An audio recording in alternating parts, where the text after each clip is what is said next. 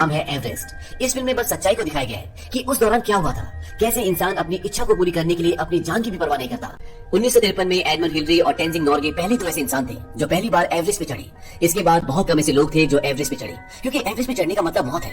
पर 1992 में Rob hall नाम के एक आदमी ने इसे अपना बिजनेस बना लिया और उसने लोगों को एवरेस्ट पे ले जाने का काम शुरू कर दिया। और अगले 4 सालों में वो 19 लोगों को बिना किसी हादसे के एवरेस्ट पे ले गया। सन 1996 में रॉब एक और टीम को एवरेस्ट पे ले जाने के लिए तैयार होता है। जाने से पहले रॉब की बीवी बोलती है कि जल्दी वापस आना, क्योंकि वो प्रेग्नेंट होती है। रॉब बोलता है कि मुझे आने से कोई नहीं रोक सकता, और वो अपने सफर पर आगे बढ़ जाता है। तारीख होती है 30 मार्च 1996। बहुत सारे यात्री काठमांडू नेपाल पहुंचते हैं। रॉब की कंपनी का नाम होता है एडवेंचर कंसल्टेंट्स और रॉब की टीम के साथ कई लोग होते हैं, जिसमें बैग, डग, जॉन और भी कई लोग हैं। ये कुल मिलाकर 13 लोगों की टीम होती है। इनका पूरा सफर 40 दिनों का है और इन्हें 10 जून की दोपहर तक एवरेस्ट के शिखर पर पहुंचना है। अब काठमांडू से पूरी टीम हेलीकॉप्टर से 9383 फुट ऊंचाई एक जगह लुकला पर पहुंचती है। इसके बाद ये सब वहां से पैदल आगे जाते हैं और 17600 फुट की ऊंचाई पर अपने बेस कैंप तक पहुंच जाते हैं। यहाँ पर कई देशों के अलग अलग लोग होते हैं जो सभी अलग अलग कंपनीज के साथ एवरेस्ट पर चढ़ना चाहते हैं। 23 अप्रैल को ये पूरी टीम 21300 फुट की ऊंचाई तक चढ़ जाती है और यहाँ ऑक्सीजन कम होती है। यहाँ पर एक कैंप होता है जहाँ पर सब रुकते हैं और ऑक्सीजन भी लेते हैं। दरअसल जो कंपनीज इन्हें एवरेस्ट पे ले जा रही होती है, उन्होंने अलग अलग चोटियों पर यात्रियों के लिए कैंप लगाए होते हैं ताकि उन्हें आराम मिल सके। अब यहाँ से आगे का सफर इतना आसान नहीं है, क्योंकि अब ऑक्सीजन कम हो रही है। पहाड़ की चढ़ाई बिल्कुल सीधी होती है और खतरनाक भी है। ये वो जगह है जहाँ पर आप बादलों के साथ रहते हैं। यहाँ पर सारे यात्रियों की सुविधा के लिए सभी कंपनीज ने मिलकर रस्सियां लगाई होती है ताकि यात्री ऊपर चढ़ सके, क्योंकि बिना रस्सियों के आम आदमी एवरेस्ट पे चढ़ जाए ऐसा हो नहीं सकता। पर फिर भी ये इतना आसान नहीं है, क्योंकि वहाँ का मौसम, ऑक्सीजन की कमी इंसान को अपने आप ही धीरे धीरे मारना शुरू कर देती है। अब ये सब यहाँ से आगे बढ़ते हैं, जहाँ पर पहाड़ चढ़ते हुए इन्हें बहुत परेशानी हो रही होती है। इन्हें सांस लेने में परेशानी हो रही होती है। फिर भी ये सब आगे बढ़ते रहते हैं और 24,000 फीट ऊपर पहाड़ पर चढ़ जाते हैं। अब नीचे कैंप से हेलन, जो की रॉब की टीम में होती है, रॉब को मौसम की जानकारी देती है कि मौसम तेजी से बदल रहा है। पर मौसम ने अपना रास्ता बदल लिया है, लेकिन अगर ये उत्तर की तरफ नहीं गया तो 11 तारीख को बहुत बर्बादी हो सकती है। रॉब बोलता है यहाँ कोई मौसम नहीं होता, पहाड़ अपना रास्ता खुद बनाते हैं। और ये वहाँ से अपनी पूरी टीम के साथ पहाड़ की खड़ी चढ़ाई पर चढ़ना शुरू कर देते हैं, जहाँ हवा बहुत तेज होती है और एक एक कदम बढ़ाना भी मुश्किल हो रहा होता है। लेकिन इन सब की कहीं ना कहीं एक जिद है कि इन्हें कर दिखाना है, इसीलिए लगातार बढ़ते रहते हैं। और ये अपने अगले कैंप पर, जो की 26,085 फीट की ऊंचाई पर है, वहाँ पहुंच जाते हैं। और इस ऊंचाई पर मौसम बहुत खराब होता है और यहाँ पर सब ये तय करते हैं कि अब ये आगे नहीं बढ़ेंगे, क्योंकि आगे बढ़ने का मतलब मौत है। लेकिन शुक्रवार 10 मई को मौसम एकदम शांत हो जाता है, तूफान का कोई नामो निशान नहीं होता और रात को 12:30 बजे ये सब ऊपर चढ़ने का फैसला करते हैं। और यहाँ से शिखर पर पहुंचने का रास्ता 12 घंटे का है और ये सब इस उम्मीद से आगे बढ़ना शुरू कर देते हैं कि कुछ ही घंटों में ये अपने सपने को पूरा कर लेंगे। इसके बाद ये 27,600 किलोमीटर ऊपर पहुंच जाते हैं। वक्त होता है सुबह के 4:39। यहाँ पर इनकी टीम एक आदमी होता है जिसका नाम बैक है। उसकी आंखों में कुछ प्रॉब्लम होना शुरू हो जाती है, उसे धुंधला दिख रहा होता है, क्योंकि कुछ ही साल पहले उसकी आंखों की सर्जरी हुई थी। रॉब से बोलता है कि हम आगे बढ़ रहे हैं और अगर तुम ठीक महसूस करो तो आधे घंटे बाद तुम भी आगे बढ़ जाना, नहीं तो तुम्हें अपना सफर यहीं खत्म करना होगा। अब बचे हुए लोग जब आगे बढ़ते हैं तो वो देखते हैं कि वहाँ पर ऊपर रस्सियां नहीं होती और ये अब यहाँ पर रस्सियां बांधना शुरू कर देते हैं, क्योंकि बिना रस्सियों के ये एक कदम भी ऊपर नहीं चढ़ सकते।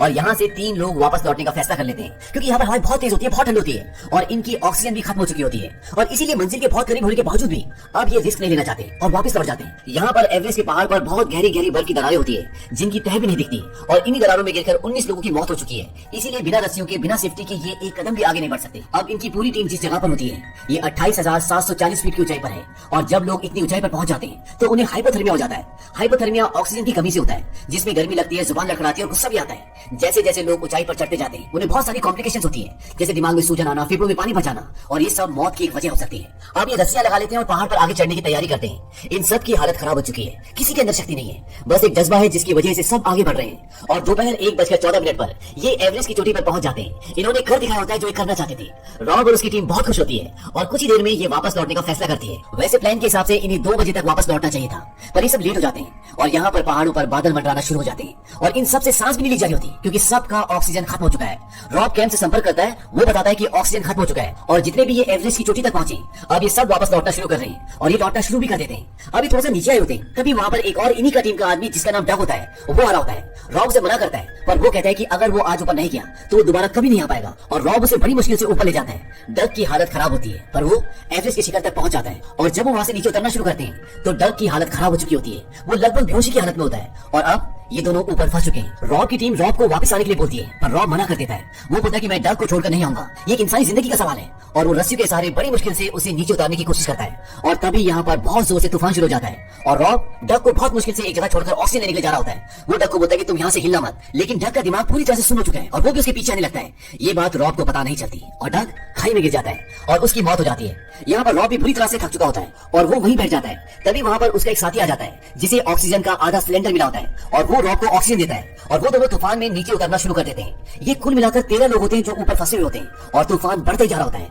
अभी रात के 3 बजे होते हैं और नीचे कैंप से उन्हें बताया जाता है कि उनकी मदद के लिए लोगों को उनके पास भेजा जा रहा है, पर वो तभी वहां पर आ सकते हैं जब तूफान रुकेगा और ऊपर लोग तूफान से, ठंड से और ऑक्सीजन की कमी से मर रहे होते हैं। अब सुबह के 5 बज जाते हैं और आज दिन होता है 11 मई का। रॉब के साथ जो उसका दूसरा साथी होता है, ठंड और थकान की वजह से उस ऊंचाई पर उसका दिमाग काम करना बंद कर देता है और जब रॉब खुद बेहोशी की हालत में होता है तो उसका साथी अपनी जैकेट उतार देता है और बोलता है बहुत गर्मी हो रही है और पहाड़ से नीचे स्लाइड कर जाता है। अब तक इनका कैंप से पूरी तरह से संपर्क टूट चुका है, पर जब तूफान बंद होता है तभी रॉब का कॉल आता है। वो बोलता है कि मैं हिल भी नहीं पा रहा हूँ क्योंकि उसके हाथ पैर जम चुके होते हैं। वो उन्हें बताता है कि मुझे मदद चाहिए और मेरा साथी मर चुका है। वो लोग रॉब को बोलते हैं कि तुम्हें किसी भी तरह नीचे आना होगा क्योंकि वहां पर ऊपर अभी भी बहुत तेज हवाएं होती है, पर रॉब बोलता है कि मैं नहीं आ पाऊंगा और इसके बाद इनका कनेक्शन कट जाता है। अब नीचे की टीम बोलती है कि रॉब की वाइफ को कॉल लगाओ और उसका फोन सैटेलाइट फोन के पास रखो, उसे अपनी वाइफ की आवाज सुनकर हिम्मत मिलेगी और वो ऐसे ही करते हैं। वो रॉब और उसकी वाइफ की बात करवाते हैं। रॉब की वाइफ बोलती है कि तुम्हें चलते रहना होगा, कुछ ही देर में धूप निकल आएगी, बस तुम किसी भी तरह से नीचे आ जाओ। रॉब को वहां पर बहुत दिक्कत हो रही होती है क्योंकि वहां पर हवा बहुत तेज होती है और बिना ऑक्सीजन के सांस लेने में काफी तकलीफ भी हो रही होती है। रॉब बोलता है कि मेरे हाथ पैर जम चुके हैं। उसकी भी बोलती है कि तुम्हें चलना होगा, ब्लड सर्कुलेशन रुकना नहीं चाहिए। और इसके बाद रॉब वहां से उठने की कोशिश करता है और जो लोग रॉब को ऊपर बचाने गए होते हैं वो ऊपर नहीं जा पाते क्योंकि वहां पर हवाएं बहुत तेज होती है और उन्हें वापस लौटना पड़ता है। रॉब को बताया जाता है कि जो लोग तुम्हारी मदद के लिए आ रहे थे वो तेज हवाओं के कारण वापस लौट चुके हैं। रॉब बोलता है कि मुझे एक और रात यहाँ पर रुकना पड़ेगा क्योंकि वो वहां से अकेला नहीं निकल सकता। वहीं रॉब की वाइफ उसके लिए बहुत चिंतित होती है और वो बोलती है कि मुझे रॉब से बात करनी है और वो रॉब से बोलती है कि तुम्हें घर आना होगा, मैं तुम्हारा इंतजार कर रही हूँ। रॉब अपनी वाइफ को बोलता है कि मैं सारा से नहीं मिल पाऊंगा। उसकी वाइफ के पेट में जो बच्चा होता है वो एक लड़की होती है और रॉब ने पहले उसका नाम सारा रख दिया होता है। रॉब बोलता है कि मुझे माफ कर देना, मैं उसे मिल नहीं पाऊंगा क्योंकि रॉब समझ जाता है कि वो यहाँ से नहीं निकल सकता और ये उसका आखिरी वक्त है। रॉब की वाइफ बोलती है कि ऐसा मत करो, तुम ऐसा हार नहीं मान सकते। रॉब बोलता है कि मैं तुम्हें बहुत प्यार करता हूँ, तुम अपना ख्याल रखना। और इसके बाद उनका फोन डिस्कनेक्ट हो जाता है। वहीं दूसरी तरफ बैग जिसे दिखने में परेशानी हो रही होती है वो नीचे उतरने वाले लोगों के साथ नीचे की तरफ कुछ दूरी तक आ चुका होता है, पर रात को तूफान में वहां से सब लोग जा चुके होते हैं और जो भी वहां बसते हैं वो सब मर चुके होते हैं, पर बैग अभी भी जिंदा होता है और उसको हेलुसिनेशन होना शुरू हो जाते हैं, यानी कि भ्रम।